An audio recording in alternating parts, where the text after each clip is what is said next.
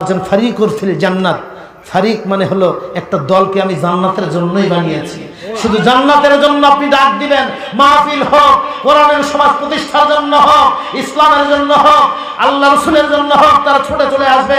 আরেকটা দলকে বানিয়েছি, ওরা খালি পিছলে পালাবে আর বদনাম করবে। আপনি কোন দলে যাবেন এবার চিন্তা করে সিদ্ধান্ত নেবেন। ডাকা কম হয় না ভাই। আপনার জমিতে ভুট্টা লাগাবেন, আপনার জমিতে মরিচ চাষ করবেন, টাকা আছে, কোন জিনিসটা কিনবেন ওটা কোনো বক্তাকে বলতে হয় না, রেডিওতে বারবার বলতে না পেঁয়াজ কিনো কয়েকদিন পরে 300 টাকা কেজি লাগবে, ওটা কিচ্ছু বলতে হয় না, অটোমেটিক কিনে রেডি। কি ঠিক না ঠিক? কোন সময় কায়তা কাটতে হবে, কোন আগামভাবে পাটা শাক লাগাইতে হবে, এত কেন 40 টাকা বিক্রি করবে, এটা ঠিকই বুঝে। কিন্তু বারবার প্রতিদিন 5 বার মাইকে ডাকা হচ্ছে, নামাজের জন্য আসো, মাহফিলে বলা হচ্ছে কোরআনের সমাজের জন্য আসো, এত আপনার ঈদগাহ ময়দানে ওয়াজ শোনানো হচ্ছে, শুক্রবারে শোনানো হচ্ছে, এর থেকে বেশি আর কি শোনানো হবে? এই জন্য আল্লাহর কান আছে শোনে না, ওদের চোখ আছে ওরা দেখে না, ওদের হৃদয় আছে অনুধাবন করে না। ওরা বুঝবে সেদিন, যেদিন 3টা কাপড় পরে তাদেরকে টান দিয়ে সোজা করা হবে আর কবরে নামানো হবে, সেদিন তারা টের পাবে কোথায় আসলাম। তাফসীরের মধ্যে আসে, যেদিন মানুষগুলো মারা যাবে ওর রূহটাকে তার পায়ের পাশে বসিয়ে রাখা হবে। মানুষগুলো এসে শুধু লাশটাকে দেখবে, আতর মাখাবে, কে গোসল করাচ্ছে, কে কাপড় পরাচ্ছে, সব সে দেখবে। কে দেখবে? আপনি দেখবেন। লাশকে দেখতেছে, ও দেখবে। সন্তানগুলো কাঁদবে, স্ত্রী কাঁদবে, ও দেখবে। সহ্য করতে না পেরে একবার সন্তানকে গিয়ে বলবে, আমি তো আছি, কাঁদতেছো কেন? ওইটা কি দেখে কাঁদতেছো? আমি তো। তার মানে যার জন্য তুমি কাঁদো ওটা তো আমি আছি, তো তুমি কাঁদতেছো কেন? কিন্তু সন্তান কিছুই বুঝবে না, কাঁদেই যাবে। এক পর্যায়ে যে মানুষগুলো, পাশের মানুষগুলো আসবে, ওরা আবার কিছু মানুষ আছে কাঁদে না, ওরা আসে তাকায় থাকে। মানে সবাই তো কাঁদে না, রাজনীতি কাঁদে নাকি? এই ব্যক্তিরা বলবে, এরা তো কাঁদে না, এরা বোধহয় বুঝতে পারছে আমি যে আছি। ওদেরকে গিয়ে বলবে, দেখো তো আমার স্ত্রী কাঁদে কেন, আমার সন্তান কাঁদে কেন, আমি তো আছি। কিন্তু ওরাও কিছু এক অনুভব করবে না, চিন্তা করবে ব্যাপারটা কি। হঠাৎ করে 2জন যুবক, সুন্দর আকৃতির যুবক তার সামনে হাজির হবে। এ তখন বলবে, নতুন দেশের নতুন মানুষ মনে হচ্ছে, এরা বোধহয় আমার কথা বুঝবে। জিজ্ঞেস করবে, আল্লাহর বান্দা কোত্থেকে এসেছ? অনেকক্ষণ থেকে সন্তানকে বোঝানোর চেষ্টা করছিস, বুঝে না, তুমি বলো তো এরা কাঁদতেছে কেন? ফেরেশতারা জবাব দিবে, আল্লাহর বান্দা তুমি আর দুনিয়ায় নাই, তোমার দুনিয়ার জীবন শেষ হয়ে গেছে, তুমি আরেকটি জগতে পদার্পণ করেছ। তখন চিন্তা করবে, কিসের আমি মরছি, আমি তো আছি, এইরকম বলে নিজের দিকে তখন তাকাবে, তাকার সঙ্গে সঙ্গে হেসে ফেলবে। ফেরেশতারা বলবে, তুমি হাসতেছো কেন? বলছে, আসলে এখনই বুঝলাম যে আমি আর দুনিয়াতে নাই, কারণ আমার চেহারাটা ওইটা চেহারা, বর্তমান আসল চেহারা দেখে আমি হাসতেছি। আমি এত সুন্দর মানুষ আগে আমি জানতাম না, আগে আমি জানতাম আমি বোধহয় ওইটা কালো মানুষ, কিন্তু এখন দেখতেছি আমি সুন্দর। জিজ্ঞেস করবে আল্লাহর ফেরেশতা, আমি এত সুন্দর কেন? জবাব দিবে আল্লাহর বান্দা, যখন কোরআনের কথা হতো তখন কোরআনের কথা শুনতে যাওয়ার সঙ্গে সঙ্গে, প্রত্যেকটা অক্ষর শোনার সঙ্গে সঙ্গে তোমার ভিতরে একটা আলো আসতো, এটা হলো কোরআনের আলো। যখন নামাজ পড়তে তখন একটা আলো তৈরি হতো, যখন ভালো কথা বলতে তখন একটা আলো তৈরি হতো। প্রত্যেকটা ভালো চিন্তা, ভালো কাজে আলো তৈরি হতে হতে এই আলোর দেহ তোমার তৈরি হয়েছে। আল্লাহর বান্দা তখন খুশি হবে। আর যেই মানুষটার আলো নাই, অন্ধকার, ওই মানুষটা বলবে, আমি এত কুৎসিত কেন, আমি তো সুন্দর ছিলাম। তখন বলবে আল্লাহর বান্দা, দুনিয়া যত আকাম কুকাম করেছো প্রত্যেকটাই অন্ধকার, এই অন্ধকার দিয়ে তোমার দেহ তৈরি হয়েছে, তুমি এখন অন্ধকার। এই আলো আর অন্ধকারের ব্যাপারে আল্লাহ তাআলা বলছেন, বান্দা তোমাকে আলোর জন্য সৃষ্টি করা হয়েছে। আল্লাহর কোরআনটা হলো আলো। কোরআনটা কি? ইখরিজুনাহুম মিনাজ যুলুমাতি ইলান নূর, তোমাদেরকে অন্ধকার থেকে আলোর দিকে ডাকা হয়েছে। এই কোরআন হলো আলো।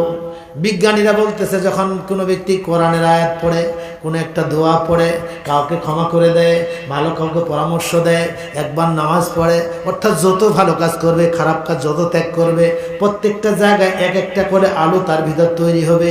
এই আলোটার পরিমাণ বিজ্ঞান বলতেছে 10 ইউনিট পরিমাণ বিদ্যুৎ যতটা আলো, এতটা আলো একসঙ্গে একটা ভালো কাজ করার সঙ্গে সঙ্গে তৈরি হয়।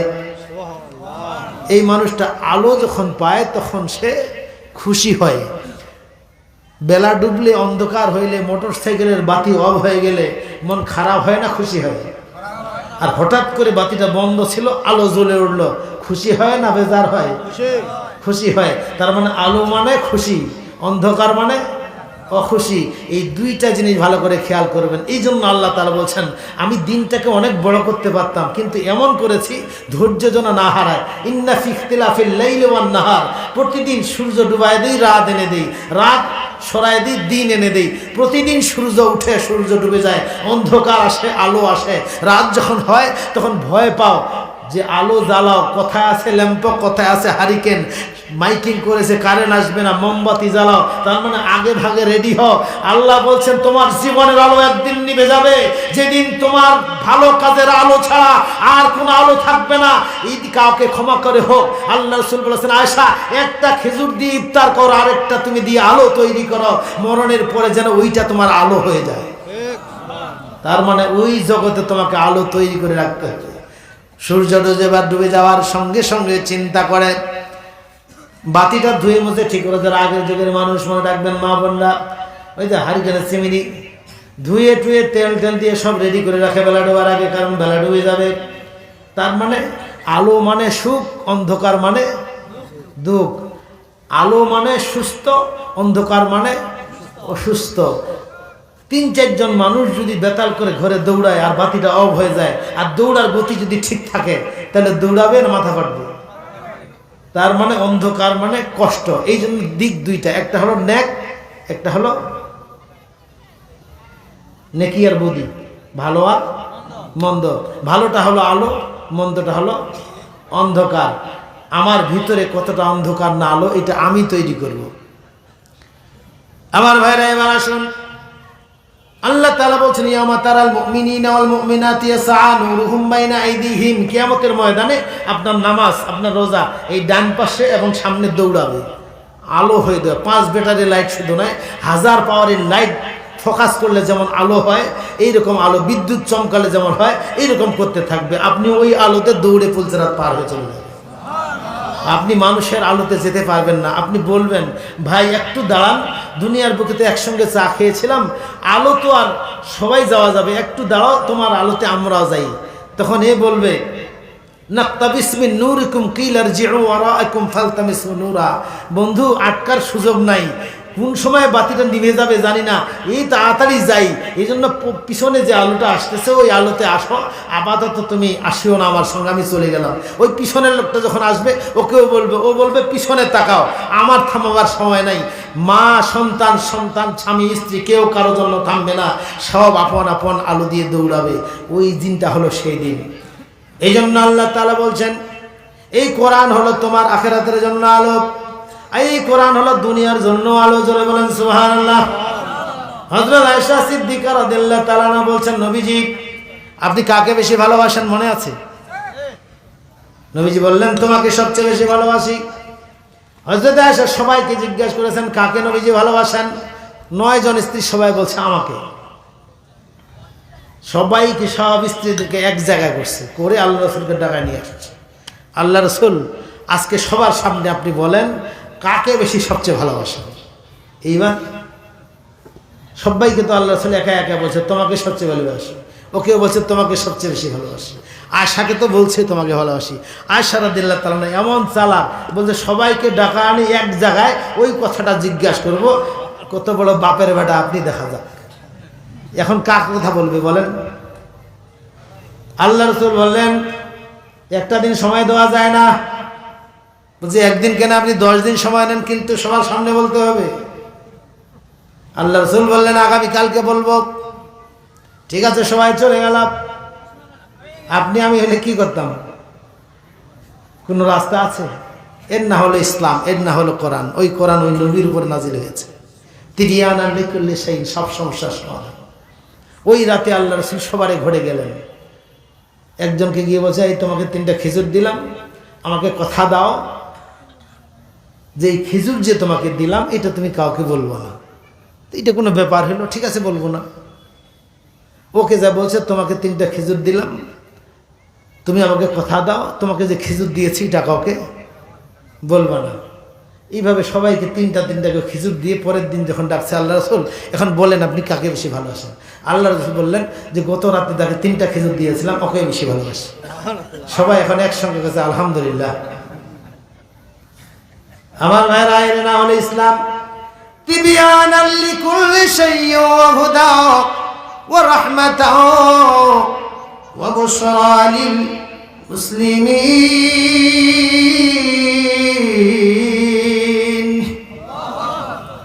সব সমস্যার সমাধান কোরআনের মধ্যে রয়েছে, কিন্তু মানুষগুলো সমাধান করতে চায় নিজের ইচ্ছা মতো। যিনি ইচ্ছা মতো সুখ আসে না, সুখের মালিক আল্লাহ। ইব্রাহিম আলাইহিস সালামকে জিজ্ঞেস করলেন, আগুনে যে আপনি ছিলেন, আগুনে কেমন ছিলেন? তিনি বললেন, আগুনের মধ্যে 40 দিনে যত সুখ আমি পেয়েছি, সারা দুনিয়ার সব সুখ এক পাল্লায় দিল, ওই আগুনের ভিতরের সুখের মতো সুখ আমি পাই নাই। মানে সব সুখ এক পাল্লায় দিলে যত ওজন হবে, আগুনের ভিতরে 40 দিনের সুখ এক পাল্লায় দিলে তার থেকে। আচ্ছা বলেন তো, আগুনের সুখ না দুঃখ? কিন্তু সুখ কেন পাইলেন? মানে আগুনের ভিতরে তিনি গিয়েছেন আল্লাহর নির্দেশে। কথা কি বোঝা গেছে? আল্লাহর নির্দেশ আপনি পালন করবেন, সাময়িকভাবে কষ্ট হবে। আপনার স্ত্রীকে আপনি ক্ষমা করবেন, কষ্ট হবে, কিন্তু ওর মধ্যে সুখ আছে। মা বোনদেরকে বলি, আপনার স্বামীকে আপনি মাফ করবেন, ওর মধ্যে সুখ আছে। আল্লাহ রাসূল বলেছেন, ওই নারীটাকে সবচাইতে আল্লাহ পছন্দ করেন, এত বেশি পছন্দ করেন যেই নারীর ভঙ্গিমা দেখে তার স্বামী সন্তুষ্ট হয়। ভঙ্গিমা কি, এটা নারীদেরকে জিজ্ঞাসা করেন, তারা বুঝে ভঙ্গিমা কাহাকে বলে। বলছে যে যার মুখের মুস্কি হাসিতে তার স্বামীর মনটা একটু ঠান্ডা হয়, শান্ত হয়, খুশি হয়, ওই নারীর জন্য সঙ্গে সঙ্গে আল্লাহ খুশি হয়ে 8টা জান্নাতের দরজা খুলে দিয়ে দেন। এখন ভঙ্গিমাটা ভালো ভঙ্গিমা দেওয়া যায়, আপনার চেহারা যদি সুন্দর থাকে, আর বিয়ের যদি বয়স মাত্র 6 মাস হয়, তাজা বয়স এখনো আছে, যৌবনটা ভরা আছে, টাকা পকেট ভর্তি আছে, এই মুহূর্তে না হয় হাসা যায়। আর আপনার 3 দিন থেকে পাতলা পায়খানা চলেছে, পাতলা পায়খানা ধুইতে ধুইতে আর জান শেখ, আর মুস্কি হাসিবে না। সেই দিন একজন কারো অসুখ হয়েছে, এখন পরিবারের ওই যে মহিলাটা বলতেছে, এলাও সময় আছে, সসম্মানে চলে যা। মানে পায়খানা করতেছে ঘরে, প্যারালাইজ হয়েছে তো, এখন কয়দিন ধোয়ায়। বলছে যে মান সম্মান যাবার আগত সসম্মানে বিদায় হ। কথা কি বোঝা গেছে? এই সময় কি একটা নারী তার স্বামীর দিকে তাকে হাসবে? কিন্তু এটা আল্লাহর জন্যই তার দায়িত্ব, দুনিয়ার সুখের জন্য নয়। পৃথিবীতে আপনি কাকে পছন্দ করেন, কি আপনার ভালো লাগে, এটা বিষয় নয়। আল্লাহ কোনটা পছন্দ করেন এটাই আপনাকে মেনে নিতে হবে, সেই দিকের আলোচনা নয়। আমি আয়াত আপনাদের সামনে সূরা আল ইমরানের 133 নম্বর আয়াত, একটা আয়াত মাত্র পেশ করেছি। কয়টা শুনতে রাজি আছেন? কথাটা কার? কয়েকদিনকে রোজা গেল না? রমজান মাসে কেমন মজা লাগছিল? ইফতারের সময় কি মজাদার, সেহরির সময় আনন্দ, অথচ সেহরির সময় জাগতে বড় কষ্ট হয়। রমজান মাসে মসজিদগুলো ভর্তি। এই যতই না খাওয়ার দিনগুলো যাচ্ছে, শরীর ক্লান্ত হচ্ছে, কিন্তু মনের আনন্দটা বাড়তেই আছে। 15 দিন যখন পার হলো, সরকারও দিচ্ছে বোনাস, পকেটে যা আছে খরচ করতে খুশি হয়, খরচ বউর কাপড়, সন্তানের কাপড় যতই খরচ করে ততই খুশি হয়। দোকানদার বিক্রি করতে পারে, ও খুশি হয়। গরিব মানুষ জাকাত পায়, ও খুশি হয়। তার মানে যায় খরচ করে, ও খুশি। যাকে দিলেন ও খুশি, কাপড় পেয়ে স্ত্রী খুশি, কাজের লোক আপনার ফেতরা পায় খুশি, সবাই খুশি না? আয়াত কয়টা? একটা মাত্র আয়াতের কারণে মনে হয় যে জান্নাতটা নেমে এসেছে। সর্বশেষে আবার ঈদের ময়দানের খুশি। আল্লাহ বলছেন, একটা আয়াতের কারণে যদি এত খুশি তোমরা পাও, তাহলে 6666 আয়াত যদি প্রতিষ্ঠা করো বান্দা, ওই জান্নাতের সুখটা তোমার কলিজায় চলে আসবে। এটাই হলো কোরআন। আল্লাহ রাব্বুল আলামিন এই আয়াতে কি বলছেন? সুখ যদি পাইতে হয় তাহলে শুনুন, তোমাদের ব্যস্ততা যদি থাকে, দৌড়াইতে যদি হয়, কষ্ট যদি করতেই হয়, তোমাদের রব বলছেন তাহলে দৌড়াও। ওয়াসারিউ ইলা মাগফিরাতিম মির রাব্বিকুম ওয়া জান্নাতিন আরদুহাস সামাওয়াতি ওয়াল আরদি উইদ্দাত লিল মুত্তাকিন।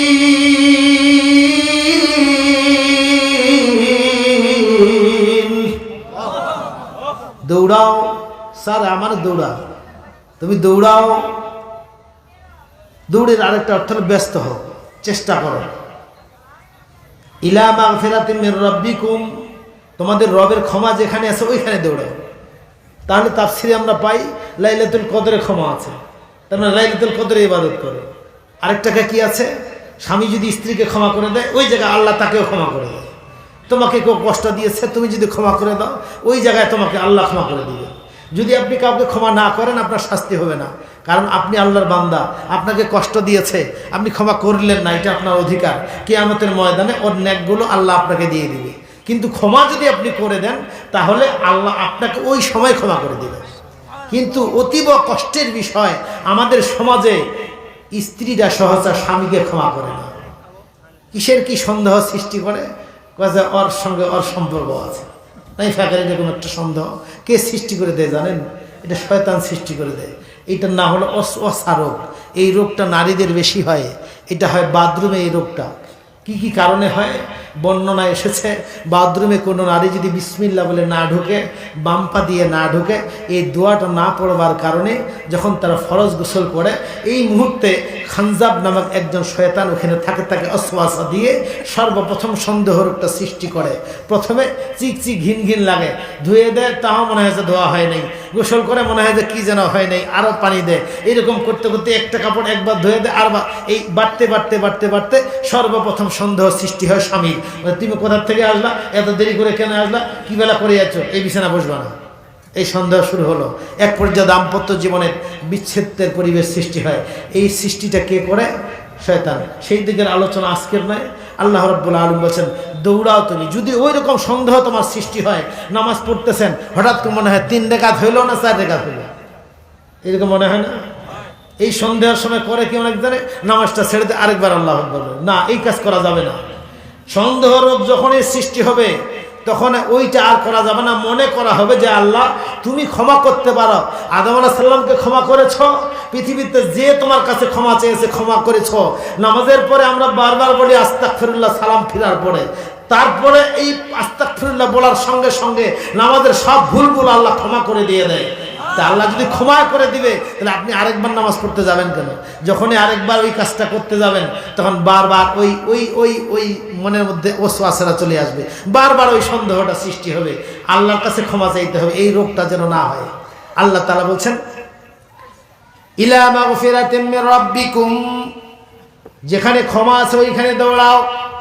তাহলে ক্ষমা আছে কোথায়? আপনি ক্ষমা করবেন যেথায়, ওইখানে ক্ষমা আছে।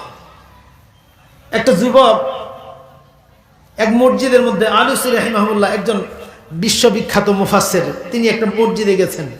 মসজিদে গিয়ে নামাজ শেষে ইমাম সাহেবকে বলছেন একটু বসেন তো। ইমাম সাহেব বসছে, বলছে যে আমাকে একটু ওয়াজ শোনান। মানে যারা বক্তা এরা কিন্তু ওয়াজ শোনার চান্স পায় না, যারা ইমাম ওরা কিন্তু মুক্তাদি হবার চান্স পায় না। আমি মাঝে মাঝে বাইরে যাই, তো চিন্তা করি যে সবসময় খালি যেখানে যেখানে ঠেলে সামনে দেয়। তা নতুন জায়গায়, ওই জায়গায় তো আর চিনে না আমার। মাহফিলে গাড়ি নিয়ে যাই, এখন মাগরিব হয়ে গেছে, যা মসজিদে ঢুকেছি, এখন শেষের কাতারে পড়ছি। ওই শেষের কাতারে, সামনের কাতারে যে লোকটা, একজন আমাকে চিনে ফেলছে। কোথায়? হুজুর আমার এখানে আসেন। ওইখানে যাওয়ার সঙ্গে সঙ্গে একামত কিন্তু চলতেছে, কোথায় আসে আমার ঠেলে তার কাতারে দিল। আর ওইখানে আসার সঙ্গে সঙ্গে 2-3 জন দেখলো কাঁতে, দেখেছে হুজুর নাকি, হুজুর সামনে আসেন। এরকম করতে করতে একামত শেষ, একদম ইমামের পিছনে যে লোকটা, কোথায় হুজুর এইখানে আসেন। ওইখানে খালি গেলাম, ইমাম সাহেব কাছে হুজুর নাকি, সামনে আসেন। ঠেলে কে দিল? আল্লাহ জায়গা মতো নিয়ে দেয় দিল। বক্তা কিন্তু ওয়াজ শোনার সুযোগ পায় না। ওই রকম জায়গায় যখন যাই, যখন কেউ ওয়াজ করে কোথায় হুজুর আসছে, আমি একটু শর্ট করি, হুজুরের ওয়াজ শুনি। আমি বসছি শোনার জন্য, আমার ঠেলে দিল এখানে। আলুসি রাহিমাহুল্লাহ বলছে ইমাম একটু ওয়াজ শোনান আমাকে। ইমাম সাহেব এখন বলছে হুজুর আপনাকে তো আমি চিনে ফেলছি, আপনি আমার কাছে ওয়াজ শুনতে যাচ্ছেন। কোথায়? আমাকে আবার কেমনে চিনলেন? কথা আপনি কি আর সবাইকে চিনেন? আপনি যখন ওয়াজ করেন লক্ষ লক্ষ মানুষ, আমিও তো আপনার শ্রোতা, আপনি আবার আমার কাছে ওয়াজ শুনতে যাচ্ছেন। কথা হায় আল্লাহ, এত দূর আসলাম, আমি ওয়াজ শোনার জন্য সুযোগ পাই না, আপনি আর চিনে ফেললেন। তো শুনতে যখন চাইলাম একটু শোনান না, যে শুনতে যখন চাইলেন তাহলে এমন ওয়াজ শোনার দরকার যে ওয়াজটা জীবনে আপনি শুনেন নেই। বলছে বাবা তুমি তো আসলে বক্তা, এমন বিশ্ববিখ্যাত একজন মুফাসসির, তাকে বলছে আপনাকে তো এমন ওয়াজ শোনানোই দরকার যে ওয়াজটা আপনি জীবনে শুনেন নেই। আল্লাহর বান্দা বলেন তাহলে কোন ওয়াজ?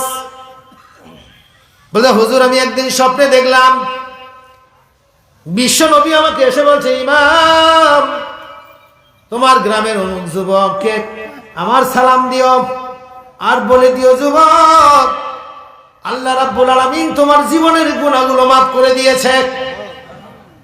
আর যুবককে বলিও যুবক তোমার উপর আল্লাহ এত বেশি খুশি হয়েছে, বিশ্ব নবীর সঙ্গে তোমাকে আল্লাহ জান্নাত দান করবেন। ইমাম সাহেব বলছে আমার ঘুম ভেঙে গেল, সকালে আমি রওনা হয়ে গেলাম, ওই যুবকের বাড়ির কাছে গিয়ে চিন্তা করলাম, যুবককে যদি বলি যুবক রে আল্লাহর নবী সালাম দিয়েছে, যুবক তখন বলবে আল্লাহর নবী আমাকে সালাম দিল, আপনাকে দিছে না নাই, তাহলে আমার মান সম্মান কোথায় যাবে? মনের মধ্যে একটু কেমন কেমন চিন্তা আসলো, আর বললাম না, চলে আসলাম। দ্বিতীয় রাতে আবার আল্লাহ রাসূলকে স্বপ্নে দেখলাম, ও ইমাম এখন পর্যন্ত আমার সালাম দাও নাই। আবার আমি তারপরের দিন তার বাড়ির কাছে গেলাম, আবার একই চিন্তা করে ফিরে আসলাম। তৃতীয় দিনের দিনে আবার আল্লাহ রাসূল বলছেন আমার সালামটা এখনো দিলা না। পরের দিন চিন্তা করলাম আর ভালো নয়, সাথে সাথে যুবককে গিয়ে বললাম, যুবক আল্লাহর নবী তোমাকে সালাম দিয়েছেন, আর বলে দিয়েছেন মহান রাব্বুল আলামিন তোমাকে ক্ষমা করে দিয়েছেন, আর বিশ্ব নবীর সঙ্গে তোমাকে আল্লাহ জান্নাত দান করবে। যুবক তুমি বলো কি কারণে আল্লাহ তোমাকে ক্ষমা করলো? যুবক বলছে হ্যাঁ এটার কারণ হলো আমি একজনকে ক্ষমা করেছিলাম। বলে কাকে ক্ষমা করেছ? বলে আমার স্ত্রীকে ক্ষমা করেছিলাম। ওই ক্ষমাটা সহজা কেউ করতে পারবে না, ঘটনা অনেক বড়। বলো যুবক কি ঘটনা? আপনারা কি শুনবেন ঘটনা কি? তাহলে আল্লাহ বলছেন ওয়াসারিউ ইলা মাগফিরাত, ক্ষমা যদি পাইতে হয় তাহলে ক্ষমার জায়গায় যাও। এটা হলো এক জায়গা, কেউ কাউকে ক্ষমা করলে ক্ষমা হয়। আরেকটা হলো সন্তানকে যদি পিতা ক্ষমা করে দেয় তাহলে ক্ষমা হয়ে যায়। বর্তমান যুগের পিতামাতারা সবচাইতে বেশি অসহায়। যখন সন্তান বড় হয়ে বিয়ে হয়ে যায় তখন বইয়ের কথায় উঠা বসা করে, ঠিক না বেশি? কোনো স্ত্রীর কারণে যদি পিতামাতা কষ্ট পায় তাহলে সর্বপ্রথম জাহান্নামে যেতে বৌমা যাবে না, বেটা আগে যাবে। সাহাবীর ইতিহাস আছে, সাহাবী কলেমা পড়তে পারে না, আল্লাহ রসুলকে গিয়ে বললেন রসুল কলেমাটা পড়াচ্ছি, পড়ে না। আল্লাহ রসুল গিয়ে বললেন পড়ো কলেমা ইকরা, পড়তেছে না। আল্লাহ রসুল বললেন নিঃসন্দেহে বড় একটা পাপ করেছে, ধরে ফেললেন নিঃসন্দেহে ওর মাকে সে কষ্ট দিয়েছে। ওর মাকে ডাকলে যে তুমি কি তোমার সন্তানের আচরণে কষ্ট পেয়েছো? মা জবাব দিল আল্লাহ নবী কষ্ট পাই আর না পাই এটার ব্যাপারে কি কথা আছে? বুঝে নিলেন যে কষ্ট পাইছে।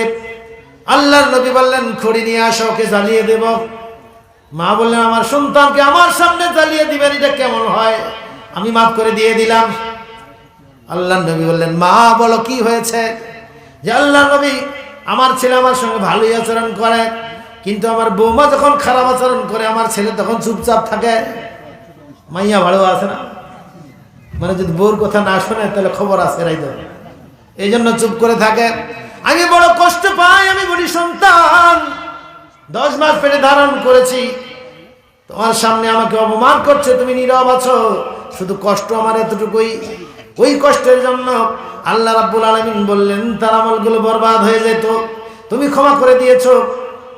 আল্লাহ রাব্বুল আলামিন সঙ্গে সঙ্গে তার কলেমা নসিব করে দিয়ে সঙ্গে সঙ্গে সে ঘোষণা করলো আশহাদু আল্লা ইলাহা ইল্লাল্লাহু ওয়া আশহাদু আন্না মুহাম্মাদান আবদুহু ওয়া রাসূলুহু। যাদের মা বাবা নাই তাদেরকে বলবো আপনি দোয়া করবেন, ওখান থেকে দোয়া আসবে। যাদের মা বাবা আছে ওরা ভাগ্যবান, কোরআন হাতে নিয়ে বলছি, ওরা ভাগ্যবান যদি একবার মা বাবাকে আপনি খুশি করতে পারেন আপনার আচরণে। বৌমা হোক বেটা হোক দুইজনই, যখন একটা মেয়ে বাবার বাড়ি থেকে শ্বশুর বাড়ি আসে তখন খেদমতের পুরা মালিকানা ওই বাপ-মা নয়, এই বাপ-মা যেখানে এসেছে যদি সেই কাজটা করে তাহলে তার আমল কম হলেও আল্লাহ তাকে মাফ করে দিয়ে দেবেন। আমার জীবনে আমার ওয়াজের যে জীবনটা, আমি আগেও বলেছিলাম, মায়ের সেবা করেছিলাম 10 বছর, কোলে করে পায়খানা পেশাব গোসল ওষুধ 3 ঘন্টার মতো পায়খানা পরিষ্কার করতাম। বিছানায় পায়খানা, একটা বালতি ওখানে ডিশ দিয়েছিলাম, প্যারালাইজড হয়েছিল, ওই ডিশে পায়খানা করতো। সকালে উঠে পরিষ্কার করতাম, পুকুরে গিয়ে কাপড়গুলো ধুয়ে দিতাম, মাকে হুইল চেয়ারে নিয়ে যেয়ে গোসল করাইতাম, তেল মালিশ করে দিতাম, খাওয়াই দিতাম। এতে করে সকাল 6টা থেকে শুরু করে 9টা 9:30 পর্যন্ত সময় চলে যেত। তারপরে তাকে খাওয়াই দিয়ে বিছানায় শোয়াই দিয়ে মাদ্রাসা আসতাম। এইরকম করে গেছে 10 বছর।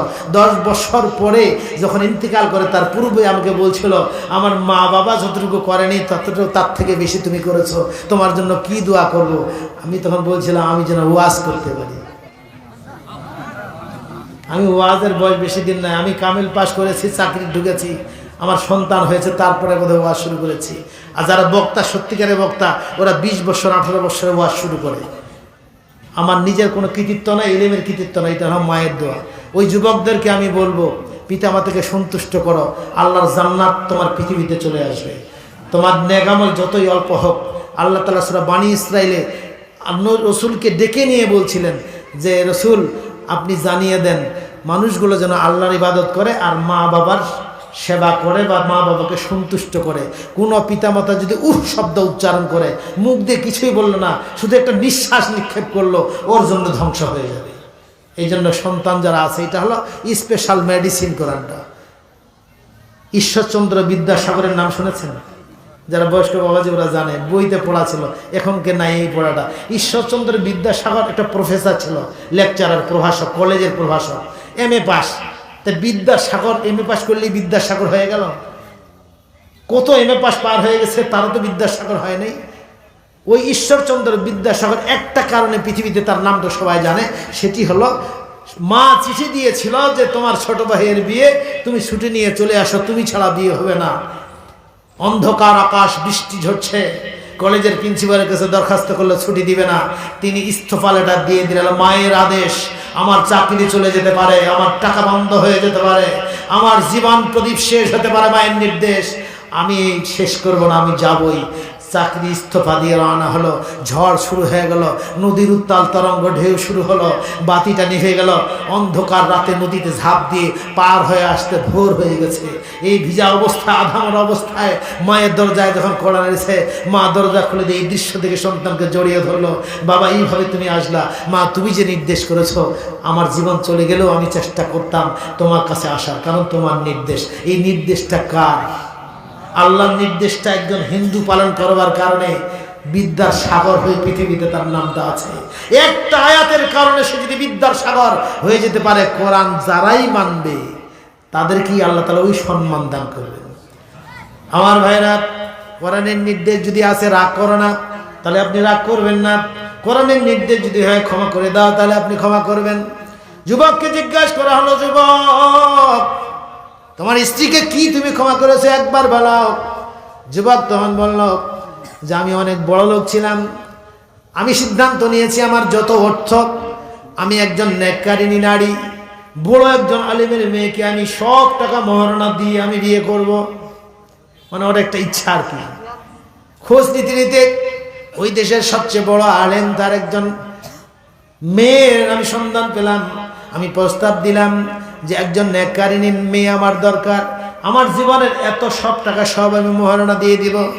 আমার ইন্টারভিউ নিয়ে আমার শ্বশুর রাজি হয়ে গেল, যেহেতু আমি ভালো মেয়ে চাই। ভালো মেয়ে কারা চায়? ভালো ছেলে যারা। মনে রাখবেন, যখন কোনো ছেলের বিয়ে হবে, মেয়ের বিয়ে হবে, আল্লাহ রাসূল দোয়া শিখিয়ে দিয়েছেন। টাকা হইলেই পাত্র পাওয়া যায় না, টাকা হইলেই পাত্রী পাওয়া যায় না। আল্লাহুম্মা রযুকনি বির রাফিকিল আলা, এই দোয়াটা যুবক যতক্ষণ পর্যন্ত বারবার পাঠ করবে না, ততক্ষণ পর্যন্ত নেককারিনী নারী তার কপালে আসবে না। যুবক হোক আর যুবতী হোক, ছেলে হোক আর মেয়ে হোক, এটা চাইতে হবে আল্লাহর কাছে, বিরাট একটা সম্পদ।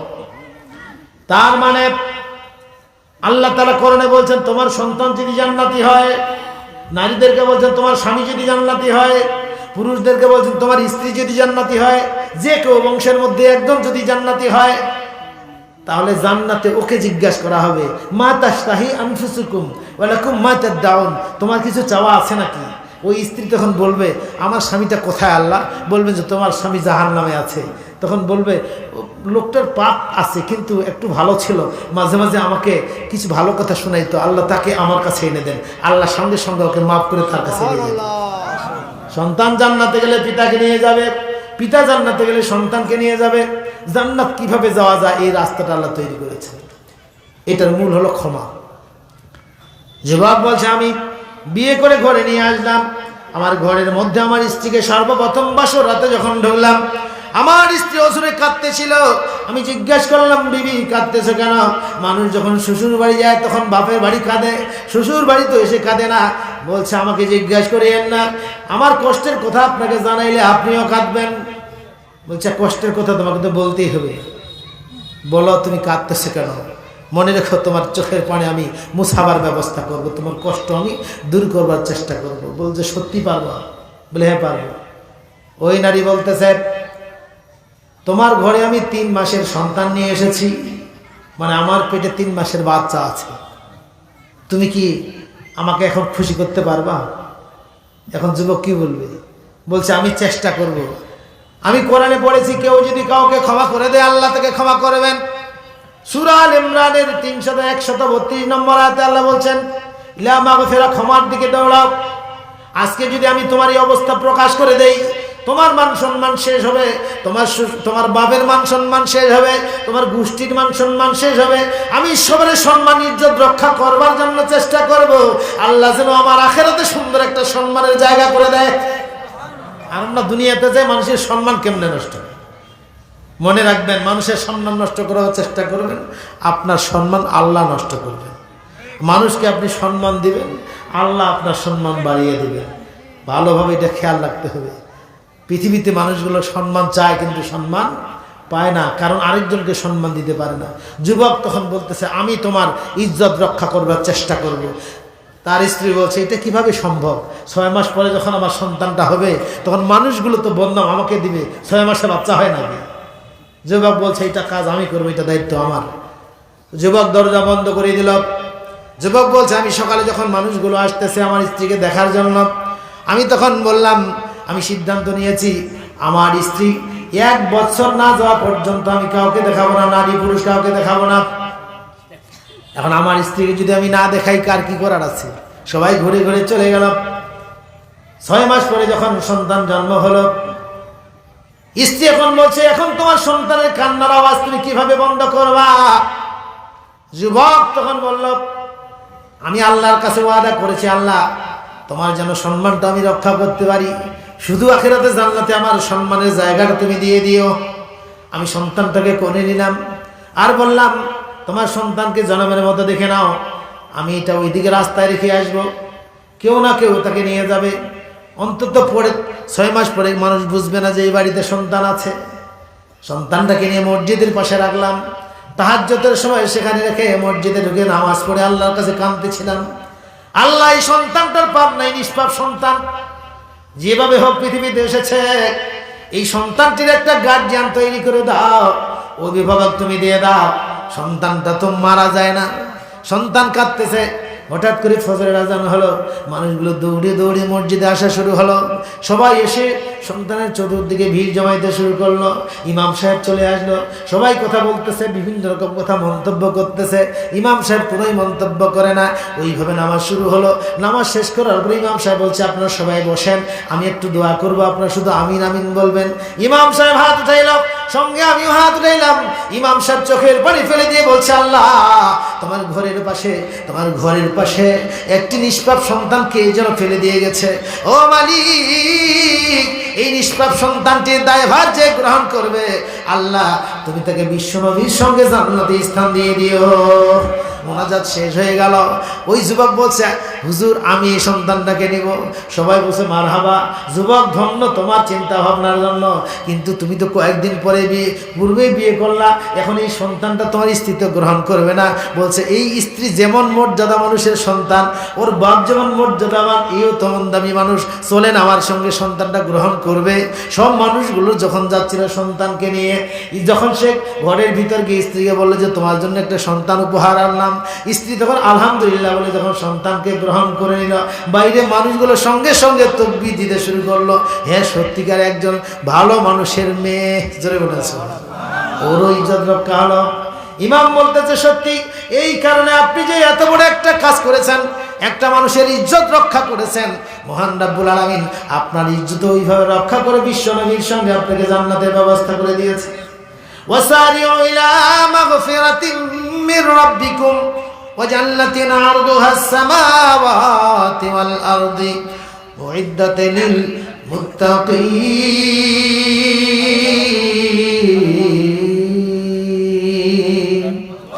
মানুষ তুমি দৌড়াও ক্ষমার দিকে, যেখানে ক্ষমা আছে। ক্ষমা কোথায় আছে বোঝা গেছে তো। আরেকজন ব্যক্তি আল্লাহর রাসূলের পিছনে নামাজ পড়ে সুন্নাত না পড়ে চলে যায়, দোয়া না পড়েই চলে যায়।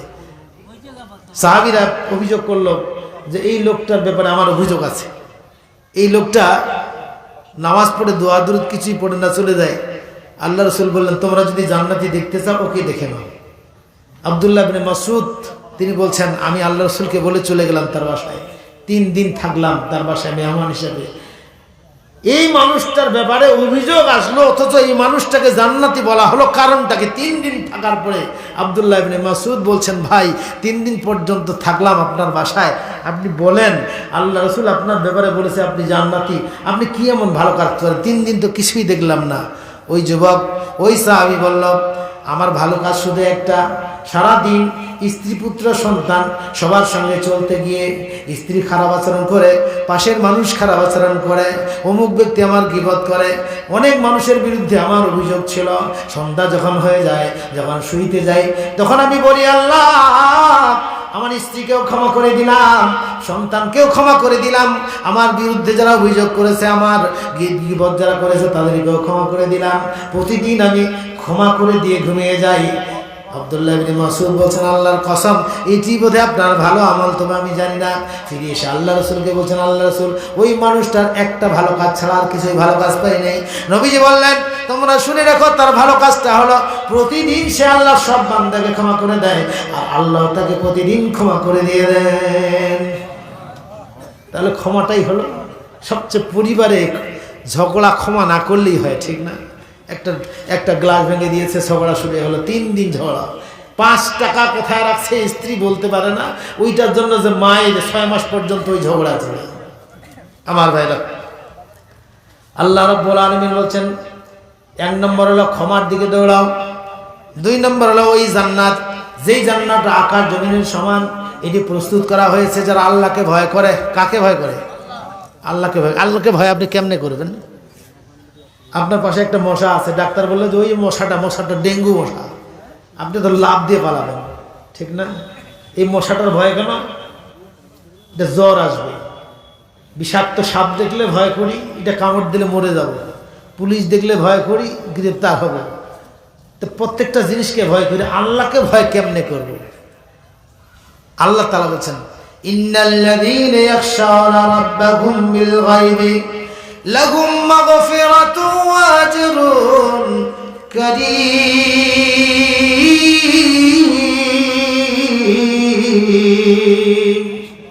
আরেক জায়গায় আজরুন কবীর, যারা না দেখে আল্লাহকে ভয় করে। এখন না দেখে কেমনে ভয় করে? আপনি একাই মোবাইল দেখতেছেন, মোবাইলের খারাপ সিন যখন দেখে যুবক, তখন ডাইনে বামে তাকায়, কেউ দেখতেছে নাকি, ঠিক না? তা ডাইনে বামে যে তাকায় কেউ দেখতেছে নাকি, সে কি ভাবে না আল্লাহ আছে কিনা, দেখতেছে কিনা? ওই জায়গায় যদি যুবক মনে করে হ্যাঁ কেউ না দেখো আল্লাহ তো দেখতেছে, ঘুষ যখন খায় তখন গোপনে ঘুষটা নেয়, এটা কি আল্লাহকে ভয় করে না মানুষকে ভয় করে?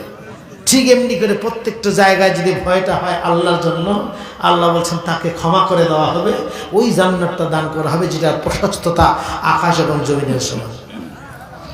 আল্লাযীনা ইনফিকুনা ফিস সাররাই ওয়াদ দাররাই ওয়াল কাযিমিনাল গায়যা ওয়াল আফিনা আনিন নাস আল্লাহু ইউহিব্বুল মুহসিনিন।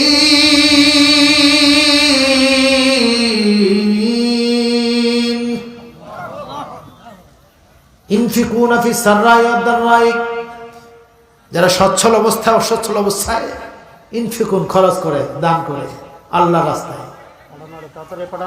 সচ্ছল অবস্থা হলো টাকা বেশি আছে, অসচ্ছল অবস্থা হলো টাকা কম আছে। আমাদের সমাজে আমরা শুধুমাত্র যাদের টাকা আছে এরা দান করে, কিন্তু ফকির যারা আছে এরা দান করে না, এরা ফের নেই। আয়াতটা কিন্তু সবার জন্য। কম টাকা থাকলে কম করবেন, বেশি থাকলে বেশি করবেন। মসজিদের জন্য টাকা লাগে দিবেন, মাদ্রাসার জন্য দিবেন, গরিব মিসকিন আছে দিবেন, যতটুকু আপনার পক্ষে সম্ভব আপনি দান করবেন। আয়ের ব্যাপারে 3 জায়গা বলা আছে। জমিনে ছড়িয়ে পড়ো, ইনকাম করো, আল্লাহর ফজল করুণা অন্বেষণ করো, ব্যবসা করো, বাণিজ্য করো। কিন্তু খরচ করার ব্যাপারে 500-বারেরও বেশি আছে। কিন্তু আমরা আয়ের চিন্তা করি বেশি, খরচের চিন্তা করি কম।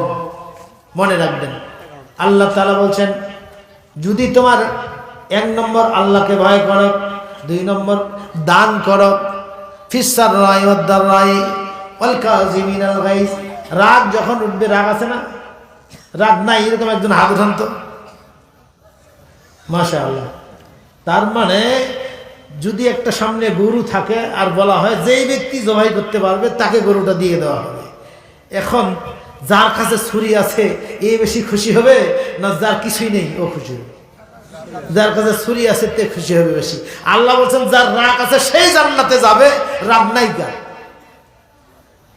আপনার কি রাগ আছে? আপনার ছোয়াটার বেশি রাগ আছে, আপনার থেকে আপনার বউর বেশি রাগ। তার মানে যার বেশি রাগ ক্ষমা তার বেশি, মানে যার বেশি রাগ উঠবে তার রাগের কারণে তো ঝগড়াটা শুরু হয়। ওই ব্যক্তি যদি ক্ষমা করে দেয়, আল্লাহ তাআলা বলছেন তাকে ওই জান্নাতটা দান করা। ইনফিকুনা ফিস সাররাই ওয়াদ দাররাই, যারা দান করে। আমাকে কর্তৃপক্ষ বলেছেন এই মসজিদের জন্য